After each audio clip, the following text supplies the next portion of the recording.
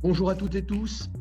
Thierry Loriot, je suis le président d'IESF IDF, ingénieur et scientifique de France pour la région Île-de-France, et je suis aussi chargé des relations entreprises à l'EIDD, l'école d'ingénieurs Denis Diderot, qui nous accueille aujourd'hui. Une introduction rapide pour remercier bien entendu tous les intervenants et les participants à ce colloque. Donc je crois que nous avons, Luc Usan en particulier, travaillé énormément pour réunir un plateau de 19 intervenants experts. Nous avons 2 modérateurs, Clarisse Watine-Gaudrieux. Il faut donc remercier l'école d'ingénieurs, ses professeurs, ses alumni et ses étudiants qui sont avec moi dans cette régie et qui vont s'efforcer de faire que ce colloque se déroule de la meilleure façon possible. Le sujet, la thématique du colloque, vous le connaissez, c'est l'ingénieur virtuel, c'est-à-dire les notions de travail hybride, de télétravail dont on parle beaucoup et qui a impacté non seulement le métier d'ingénieur, mais aussi sa formation.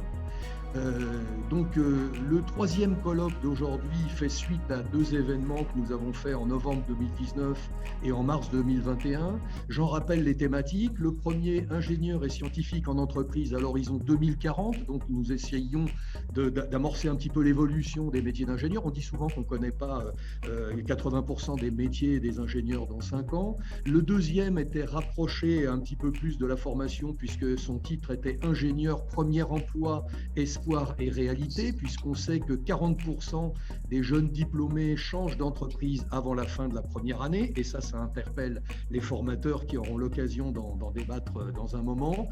Cette année, donc, l'ingénieur virtuel, travail hybride et télétravail, et sans vouloir spoiler le thème de l'année prochaine, nous réfléchissons beaucoup aujourd'hui sur l'ingénieur et la création d'entreprises et les notions de start-up. On a entendu parler il y a quelque temps de Startup Nation pour notre beau pays. Nous avons une forme effectivement 100% distancielle. Nous avions réquisitionné l'amphi Buffon et devions être accueillis dans ce bel endroit de l'Université de Paris. L'apparition d'Omicron et les contraintes sanitaires nous ont obligé rapidement à changer de fusil d'épaule, et je vous remercie de vous être adapté aussi rapidement à ces conditions de présentiel.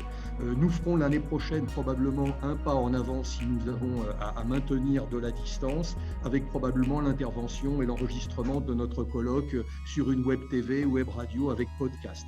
Je dis pour nos participants et nos intervenants que le colloque sera enregistré dans son intégralité et qu'il faudra 2 à 3 semaines pour que nos étudiants et alumni puissent faire les découpages, les montages nécessaires, mais vous aurez accès à tous les replays. Nous avons une après-midi qui ressemble à un marathon puisqu'il est à peine 14 heures et que nous allons continuer jusqu'à passer 18 heures. Donc on imagine que certains d'entre vous n'auront pas à consacrer 4 heures cet après-midi parce que pris par d'autres occupations, et donc ils auront le loisir de regarder le colloque en replay.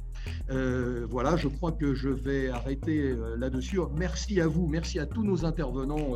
Je pense que le colloque là, va être très riche d'enseignements et d'informations.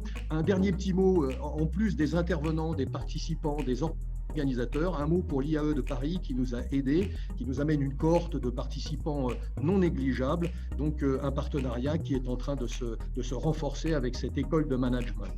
Bon après-midi à tous et à toutes, bon courage et j'espère un colloque fructueux à chacun. Je crois que je donne la parole tout de suite à Hugo Drieux.